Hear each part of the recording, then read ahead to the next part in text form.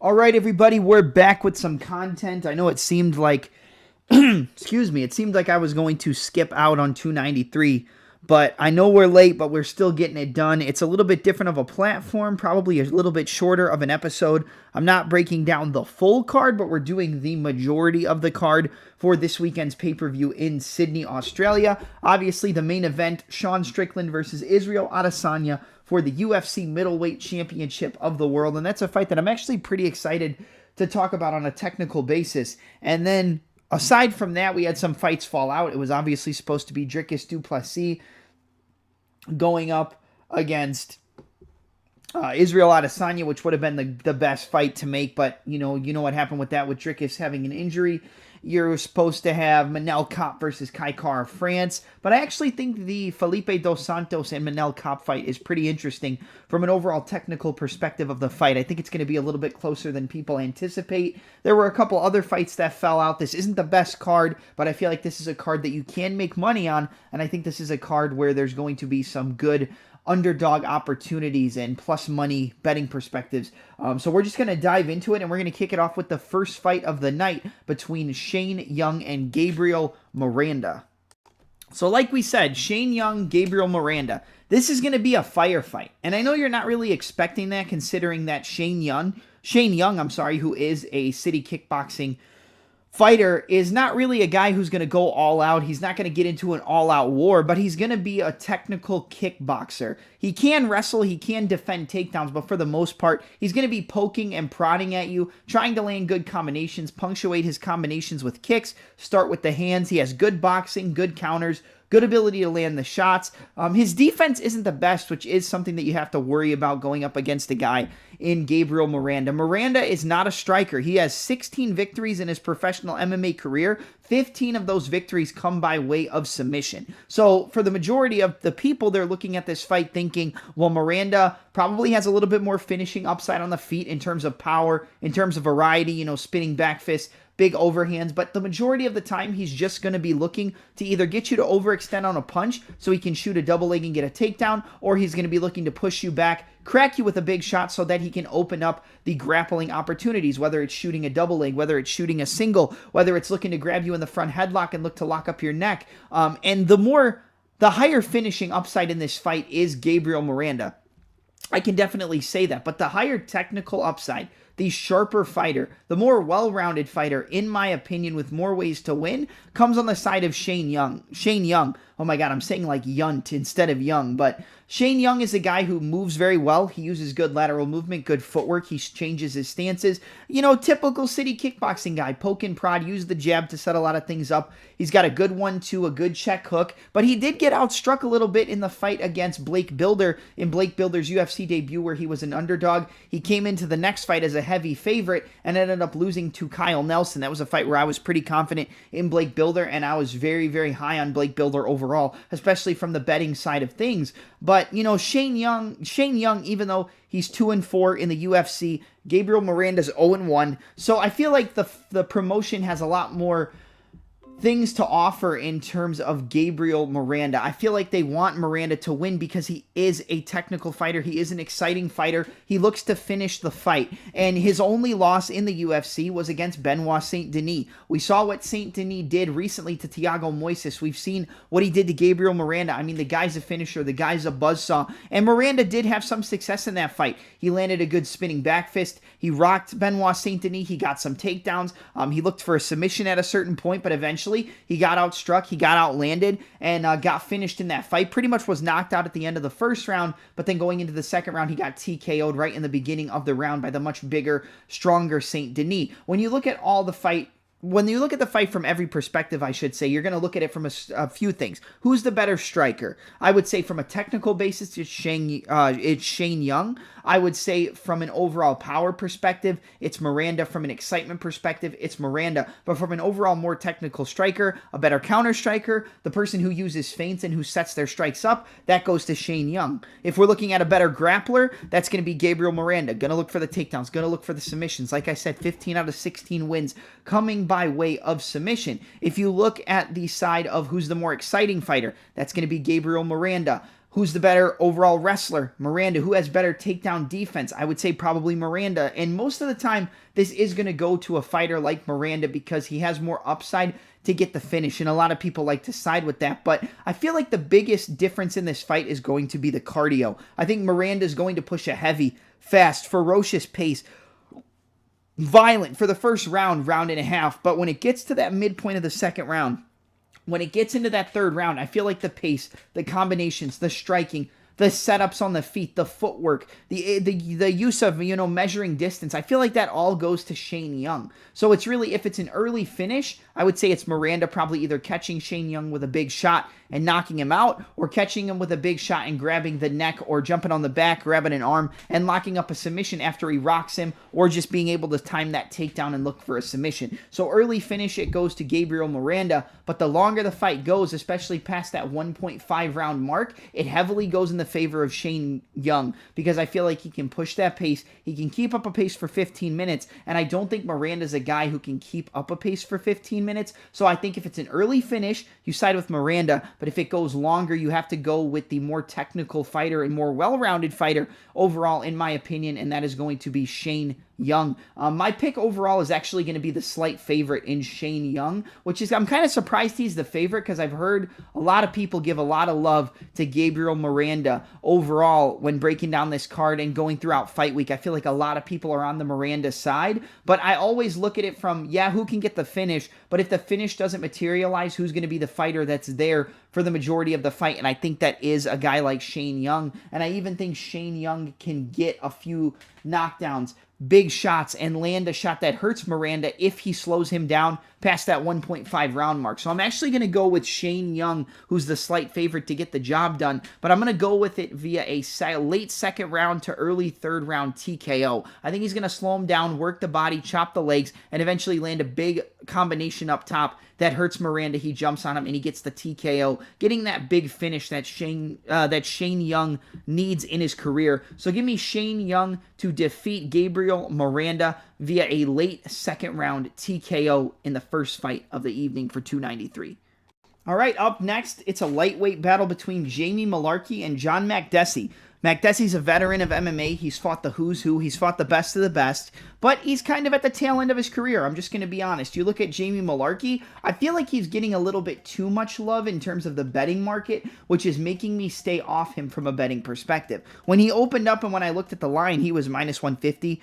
Minus 160, maybe up to minus 170. And at that price, I love a play on Jamie Malarkey. And that was a fight where I feel like he has all the advantages in this fight. Even though Makdessi is a veteran, Makdessi has good kicks. The kicking game is probably the best aspect of his MMA game. But the overall boxing, the crispness of the hands, I feel like that goes to a guy like Jamie Malarkey, who uses good head movement. He sets up his strikes well with feints.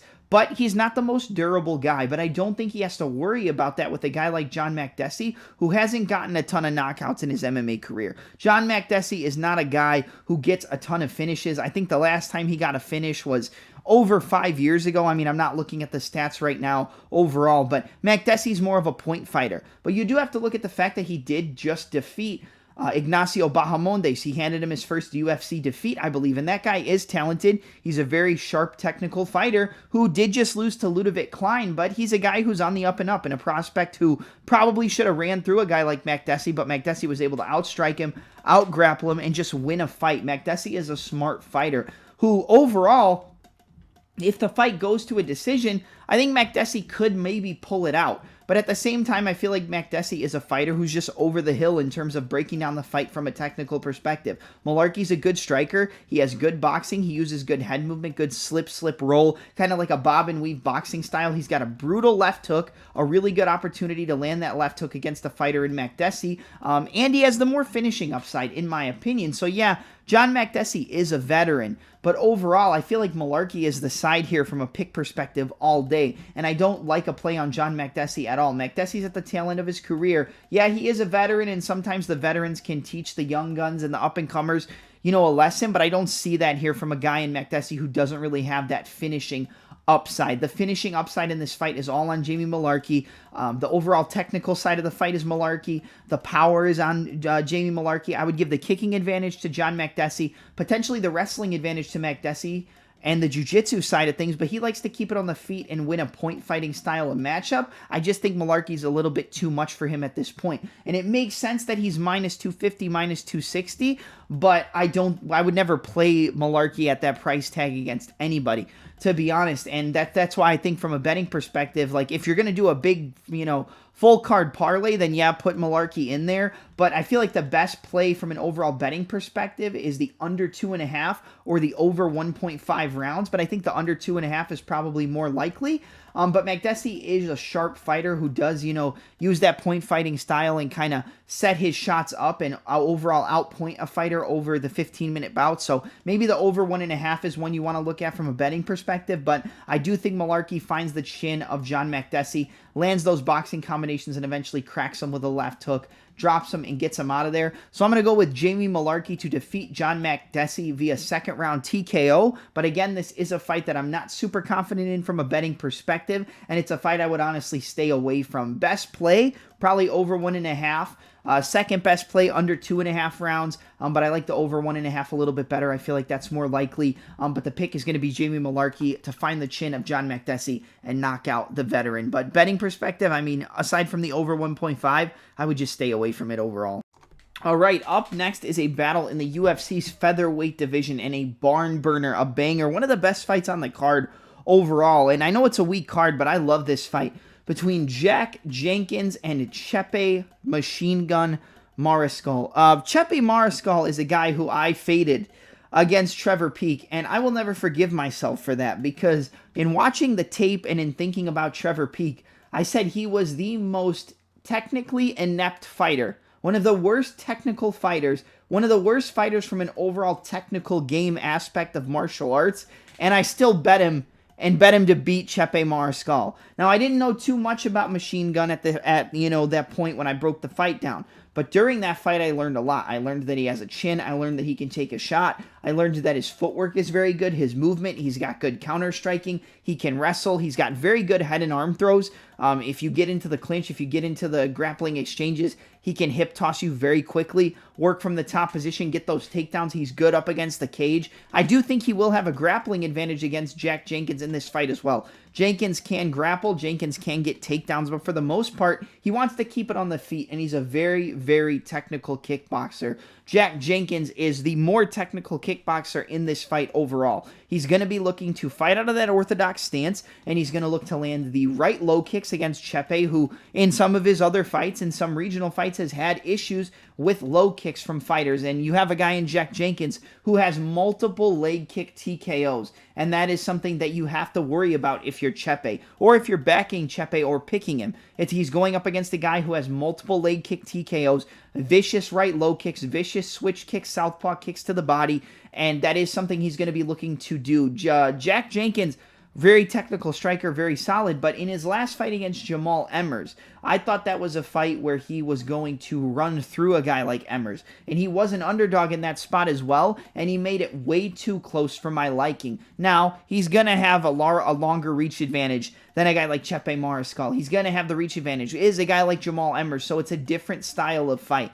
But I like the pressure. I like the in-the-face style. I like the grappling upside. I like the pressure fighting. I like the ability to mix it up from a guy in Chet Mariscal. I think that he has more dog in him than a guy like Jack Jenkins. And in the fight against Jamal Emmers, I bet on Jack Jenkins, but I thought maybe that decision could have gone to Jamal Emmers. It was close, but at the same time, I thought maybe we lost that one, but the judges saw it our way for once. In this fight, I think the forward pressure, the movement, the overall boxing, I feel like Chet has better boxing in terms of mixing it up on the feet. I feel like he can mix it up between the wrestling and the striking. I feel like he has a little bit more well-rounded of a game. I think the power side is on the side of Jack Jenkins. The kicking advantage heavily goes to Jack Jenkins, and we could see a fight where Jenkins just chops those low kicks, chops that switch kick to the body, and then uses his low kicks and his jab, which he's probably going to use to set up those low kicks.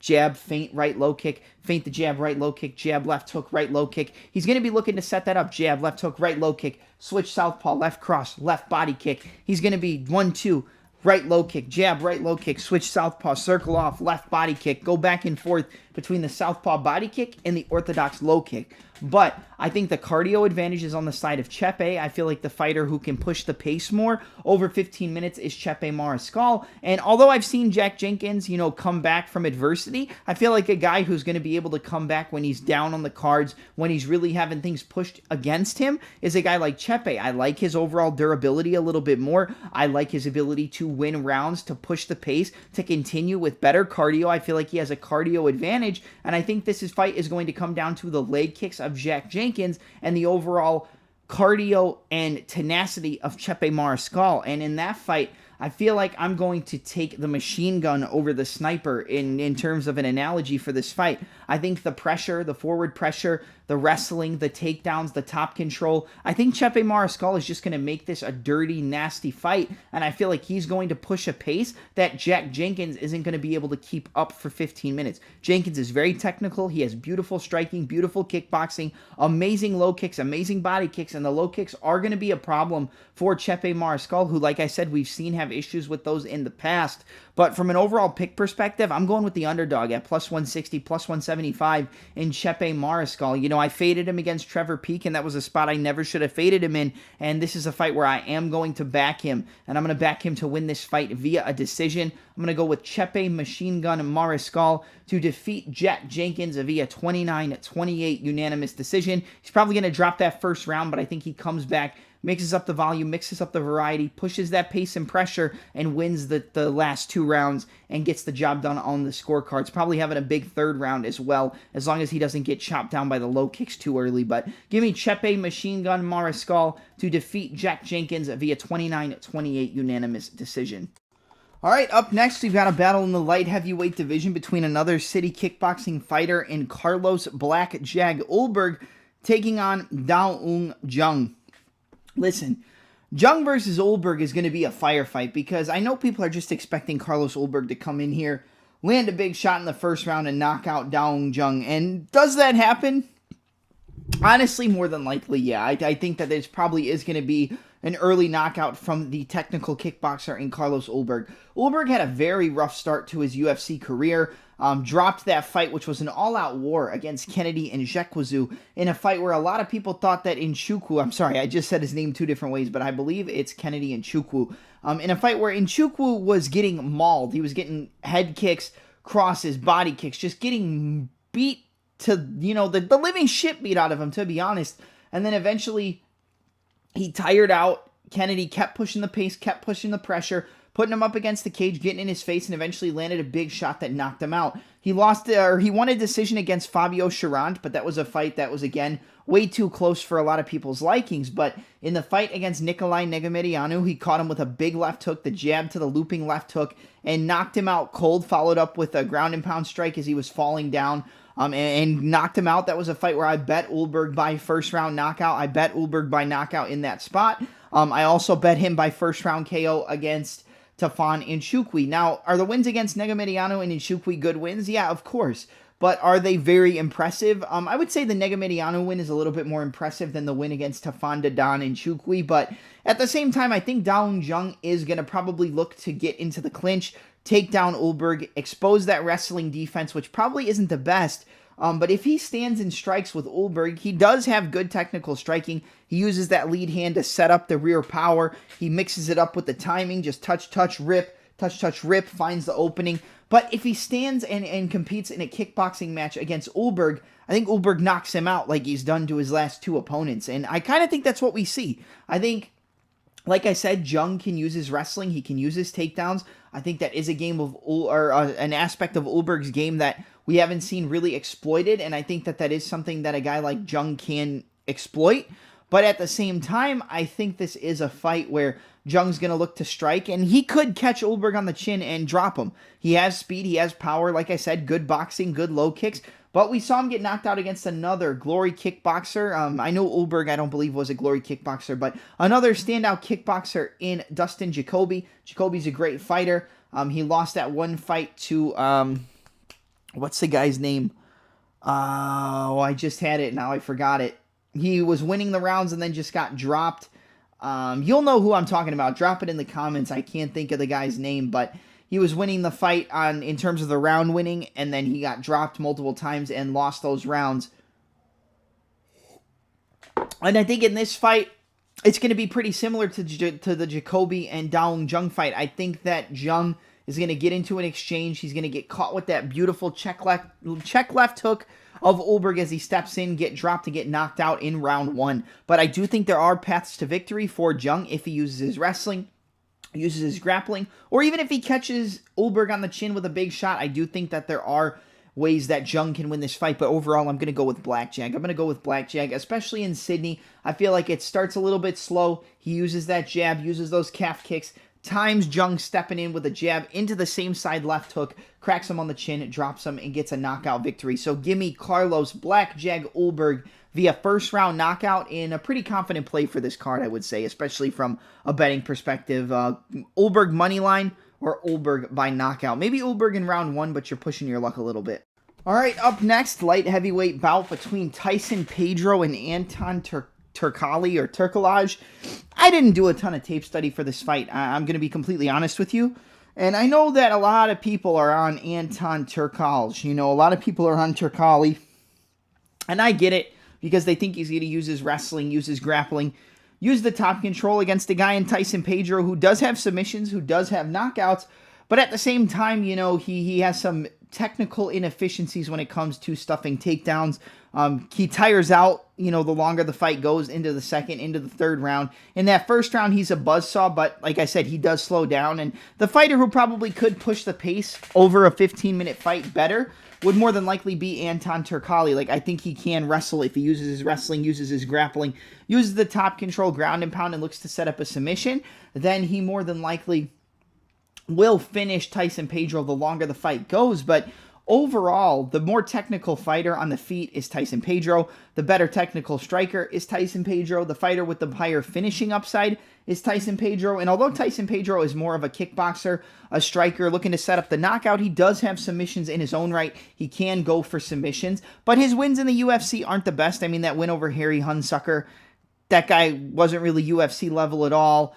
The win against Ike Villanueva, another fighter who isn't really UFC level. And aside from that, you know, he's either lost the other fights or had fights that were way, way too close for a lot of people's liking. And he lost that fight against Modestas Bukauskas, I believe. I think Bukauskas got the win via decision, but it was because Pedro opened up quick. He opened up fast. He's going to be a house of fire in that first round, especially in Sydney. I think he's going to be coming out looking to get a statement finish in round 1. If he doesn't get that finish in round 1, I think the likelihood of a finish from Pedro drastically drops, which would also mean more than likely his win rate would drop drastically as well, because if this goes to a decision, it's probably the takedowns, the top pressure, the ground and pound, the ground control, and the ability to lock up submissions from a guy who's going to be the higher level grappler in Anton Turkalj or Turkalj.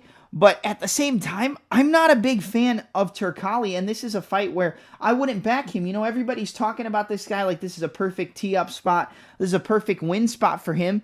And honestly, I don't think so. The guy's 0-2 in the UFC. He's had good showings for himself. But at the same time, I don't know why there's so much love for Turkalj. And maybe we watch this fight and he out-grapples him, out-wrestles him, submits Tyson Pedro, ground and pound TKOs him.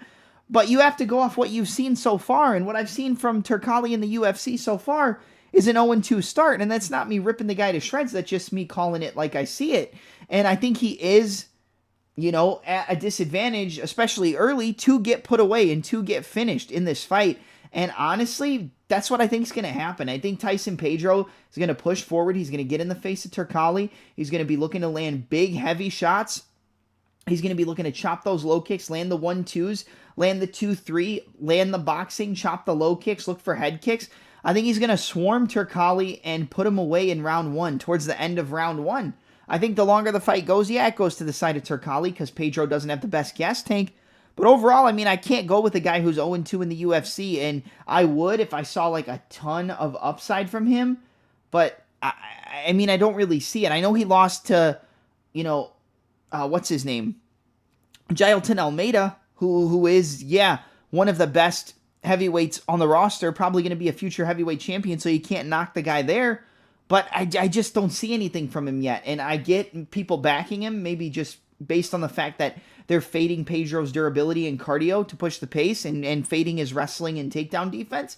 But, I mean, at this point, Pedro showed me more than Turkalj has. So give me Tyson Pedro via a late round 1 or early round 2 knockout. He catches Turkalj on the chin, swarms him, drops him, and gets him out of there. I think this is a fight where I think Pedro's the underdog, plus 105, plus 110. I think that's the side. I get it if you want to fade him and go with a shot on Turkalj. I understand it, but I don't think Turkalj's a smart bet. I don't think he should be a confident bet, even if you are on his side.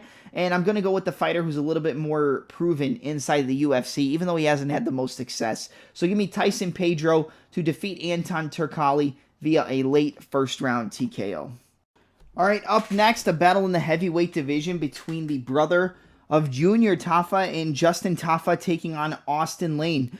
Contender Series alum, a guy who got knocked out in the Contender Series by Greg Hardy, came back, won his last fight on the Contender Series, and this is a fight that took place earlier in the year, and it got stopped due to an eye poke like 30 seconds into the fight, and that was it. So we don't have a ton to judge off of that first fight. All we know was the body kicks were landing from Austin Lane. He was trying to use the reach, use the length, and just chop down a guy like Justin Taffa. But at the same time, that fight goes a minute longer.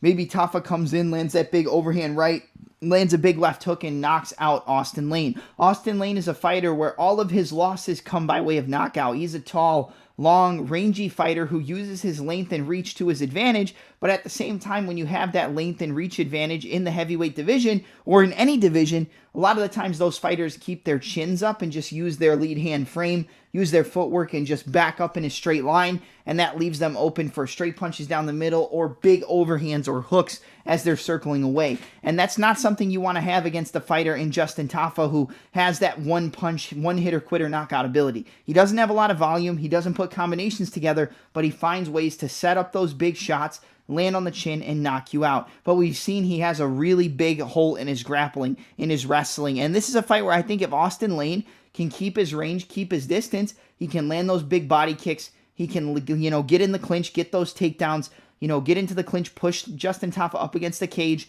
take him down over and over and over again, and probably lock up a submission, land some ground and pound. If this fight hits the floor, it heavily favors Austin Lane. If the fight stays at kicking range, it favors Austin Lane. He's the longer, taller fighter who can use those teep kicks, who can use those round kicks to the body, who can use those 1-2s, but in that same regard, is he going to be able to avoid the power of Justin Taffa until he gets a finish or for 15 minutes if the fight does go to a decision?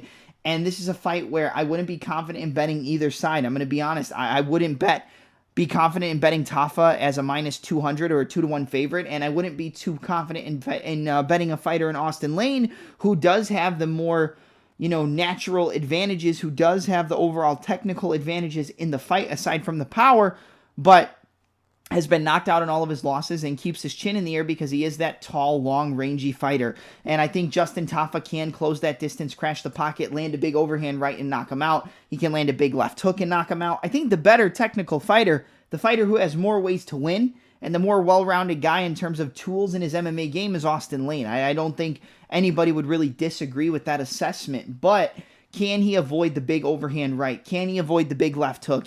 Can he avoid being the Parker Porter to Junior Taffa that he can become to his brother in Justin Taffa? And I think this is a very difficult fight to call, but I would be more confident in saying that Justin Taffa lands that knockout blow than I would be saying Austin Lane keeps that distance, chops the low kicks, gets the takedowns, ground and pounds, and submits a guy like Justin Taffa, or wins the fight via decision. I think if Lane wins, it's late in the second round. Into the third round, I think if it's a first round finish, it's more Taffa closing that distance, closing the range, getting in the pocket, slipping, rolling, and coming over the top with that overhand right against the fighter in Austin Lane who keeps his chin up in the air and uses his length and reach to avoid strikes more than actual good concrete technical defense. So I think this is a fight that you don't necessarily bet on, because although everybody's saying under 1.5 fight doesn't go to decision, it could make it to a decision if we get that far. And Justin Taffa lost the decision to Muhammad Usman, who is not a good technical striker by any means.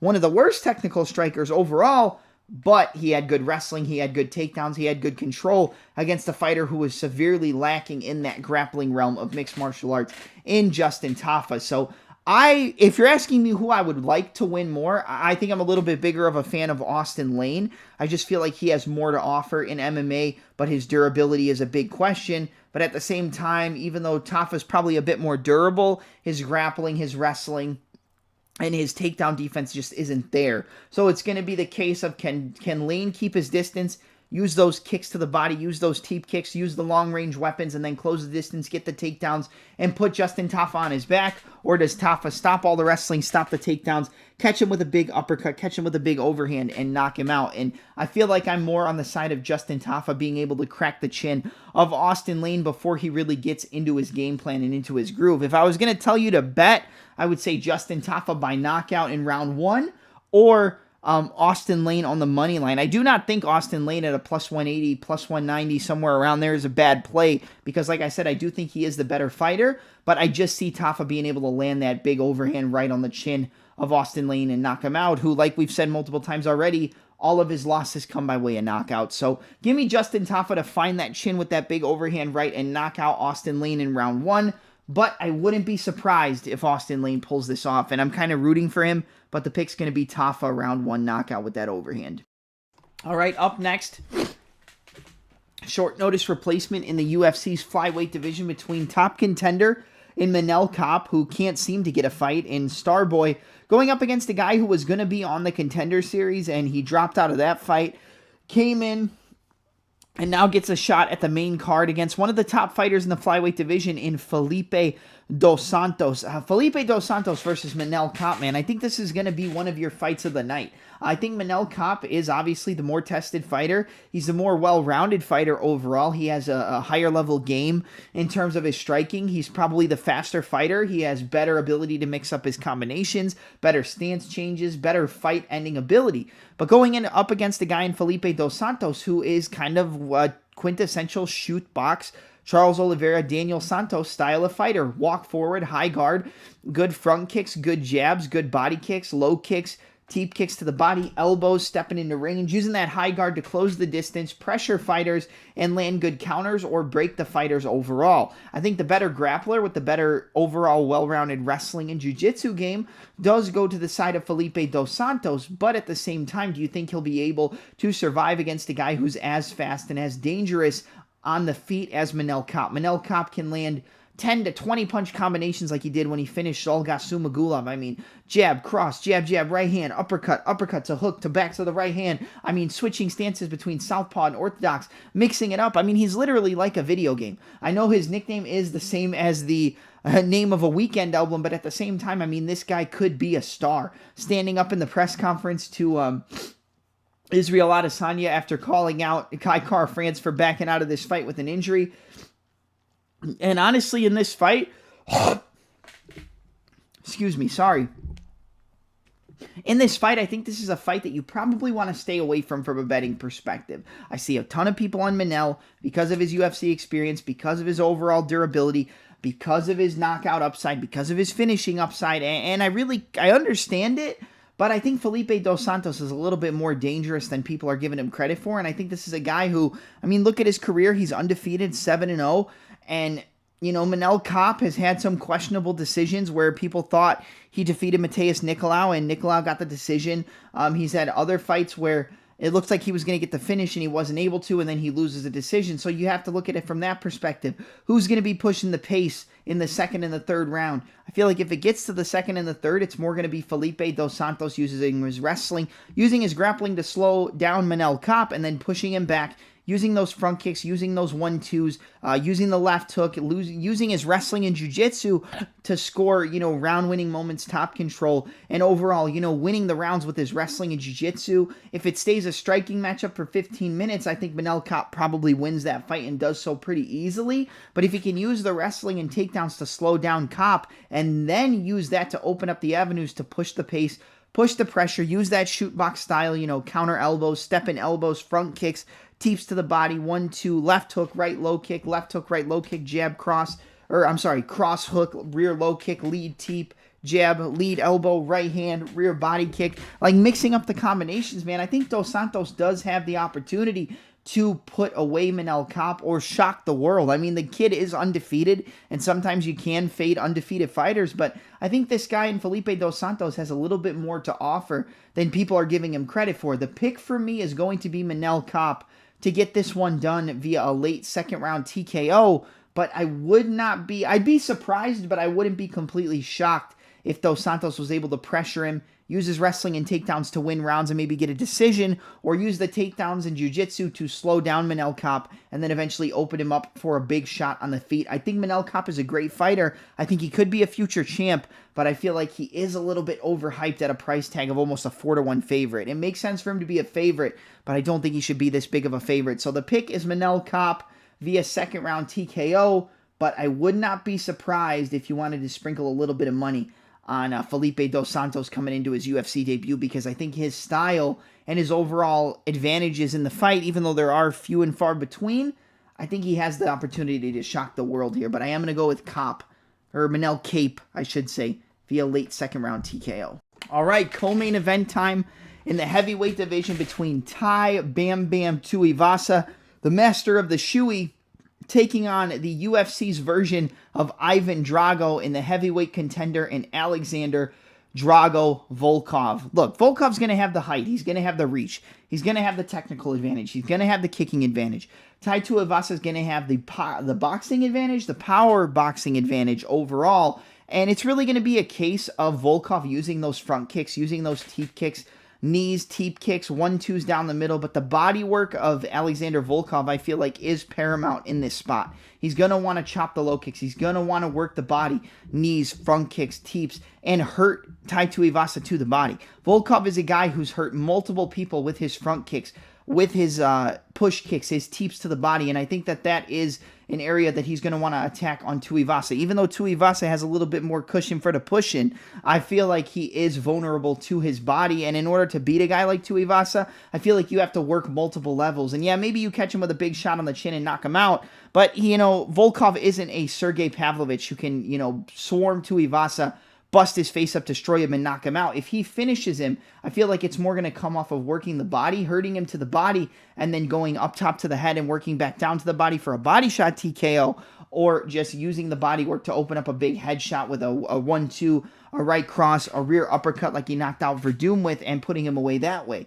But we've seen Alexander Volkov get caught against shorter fighters, with him being that tall fighter, like we talked about with Austin Lane, tall, long, rangy. Obviously, Volkov is better than Austin Lane, but he's tall, long, rangy, but he keeps his chin in the air with that tall man defense, the quintessential tall man defense, using that lead hand, using that frame, backing up, using the reach, using the range and distance to keep the opponent away, but allowing for overhands to come over the top from shorter fighters. Big left hooks, big right hooks, big overhands, and allowing for the opponent to back them up against the cage and knock him out. He had issues with that against Derek Lewis, who's a short fighter. He was piecing him up, picking him apart, got caught with a big right hand. He had issues against a fighter in Greg Hardy, where although he won, he still got caught with some big shots. And Tuivasa got clipped by Greg Hardy as well, but was that more him getting clipped and rocked, or was it him playing the rope-a-dope and allowing for Greg Hardy to step in so he could catch him with that left hook on the counter and knock him out? I think that the power advantage and the knockout upside comes from Tai Tuivasa. I feel like the boxing advantage is Tuivasa. The kicking advantage is Volkov. The technical advantage is Volkov. The reach advantage, Volkov. The grappling, I don't really think we're going to see too much grappling in this fight, but if there is grappling, I think it might come from the side of Tuivasa, but again, I think it's going to be a kickboxing match.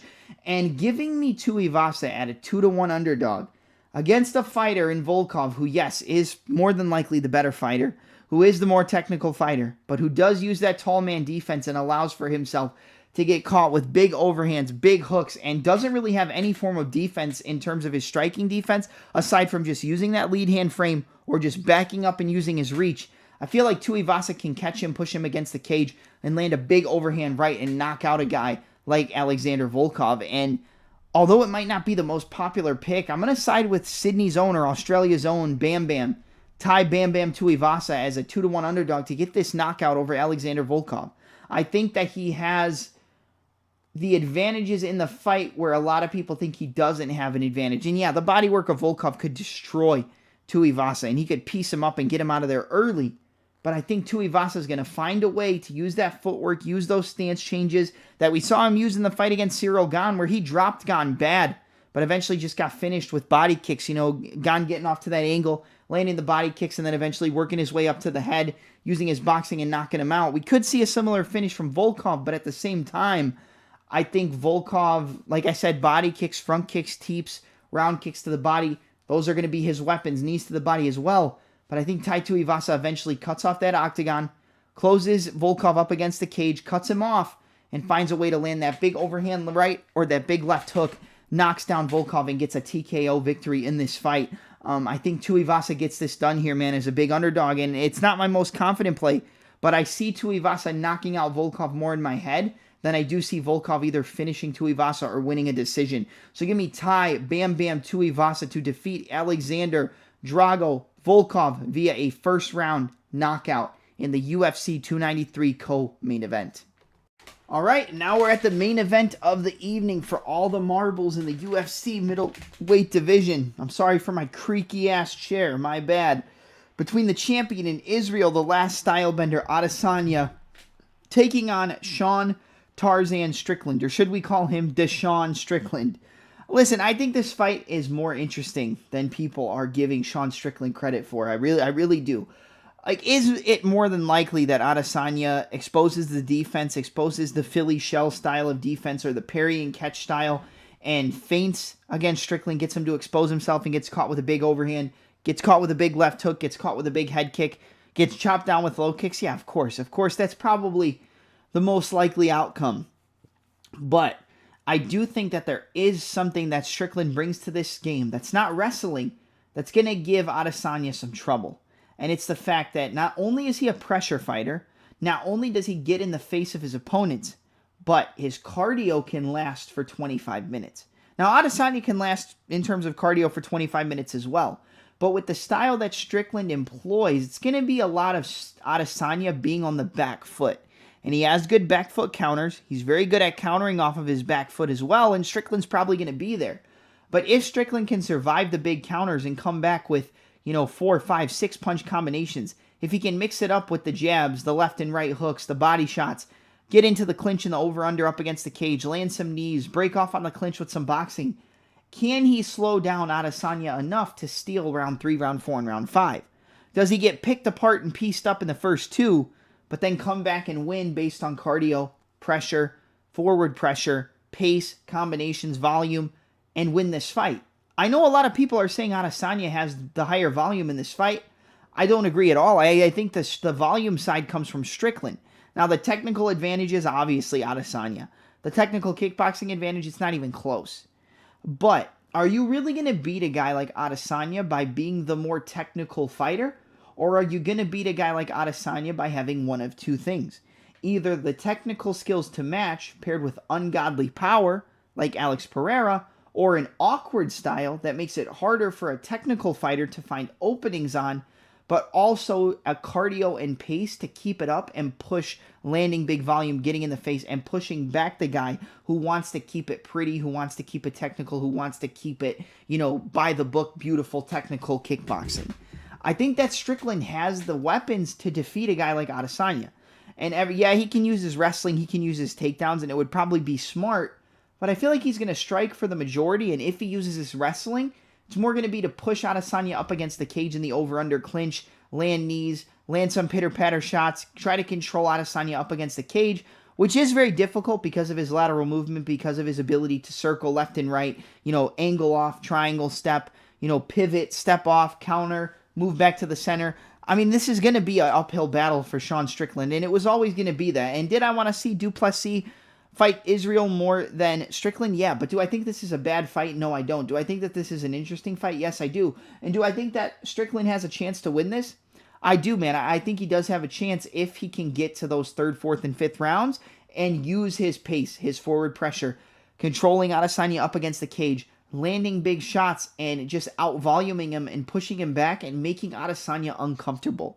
I think that is what you have to look out for. Can Strickland push that pace, use that Philly shell, use that catch and parry, use that jab, right hook, jab, jab, right hand, left hook, right uppercut, hook, body shot, knee, front kick, bing, bing, bing, bing, bing. Can he slow down Adesanya and win those late championship rounds to defeat a guy like Adesanya, who's going to want to keep it pretty, but who's also going to be looking for that early finish and that signature knockout against a guy in Strickland who he really doesn't like? Whether it's because he believes he's actually Chinese, or whether it's because it's, Strickland talks about his issues or his romantic interest in dogs. You can look that up for yourself. But, man, I think Adesanya wins this. I'm going to be honest, but it would not shock me if Strickland slows down Izzy in those championship rounds and can put that pace, pressure, and volume on him that causes the fight to go to a decision or a late TKO from Strickland just on volume, suffocation, and pressure, or a very close split decision where maybe Izzy wins the first 3 and loses 4 and 5, and, maybe Strickland has a big 5th round and it makes it harder to determine on the judges' scorecards. But I do think Strickland is live in this fight, but I think the more likely outcome is that Adesanya, uses that Philly shell and parry block catch style to use a lot of feints, get Strickland to overcommit on the parry and come over the top with an overhand right, feint the front kick to the body and come around with a question mark kick, getting him to parry that body kick because he loves to parry the jab, parry, catch, feint that front kick, wrap around the head with the question mark kick, and knock him out. So I'm going to go with Israel, the last style bender, Adesanya, to defeat Sean Strickland via a 4th round question mark kick knockout. Feint that front kick, wrap that head kick around, and knock out Sean Strickland. But I am giving Sean Strickland respect, and I think he is a way more difficult matchup for Adesanya than people are expecting. But the pick is going to be Israel Adesanya to defeat Sean Strickland via 4th round question mark head kick KO.